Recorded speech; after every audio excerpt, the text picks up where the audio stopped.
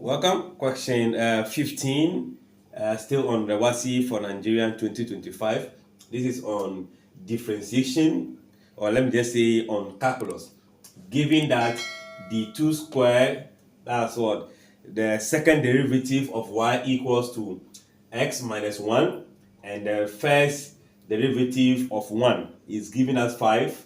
Then the y of 0 is giving us what? 6. So this is the function itself. When the x is replaced by what? 0, you will get 6. We have to find that function. That is the initial function that what? Differentiated what? 2 times. Now, you know differentiation and integration are of what? Opposite side. So if you integrate, you get what? If you integrate a differentiation, you are going to get what? The function. You get it? If you integrate a differentiation as the first differentiation, you get a function you begin with. So here we are doing it 2 times. So we are going to integrate 2 different times to come back to the original function. So how do we do it? We are picking the first differentiation. So if I integrate this from here as the second derivative, I get the first derivative. So the first derivative can be this. This is our first derivative. So if I do that, I should be having the integral. That is, if I've done this, I should be getting this. The integral of what? X minus what? 1 dx.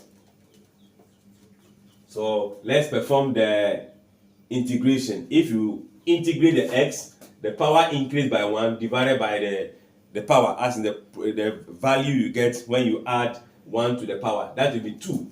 So this will be giving us x squared divided by 2.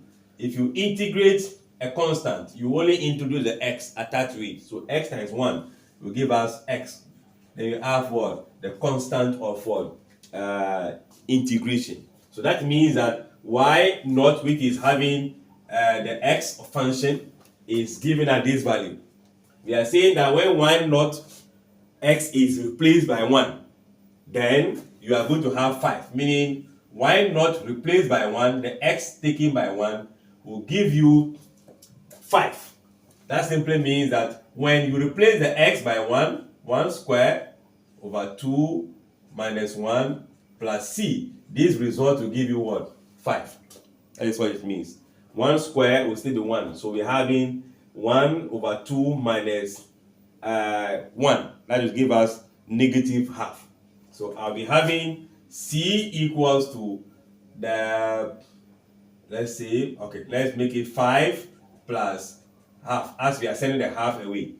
So this becomes, what do we do? If you cross multiply in terms of getting your LCM, 2 times this will be 10 over 2, therefore 11 over 2. So c equals to 11 over what? 2. So this function is actually x squared over 2 minus x plus what? 11 over 2. So now to move from here, this is the dy dx. If you integrate the dy dx, you come back to the function y.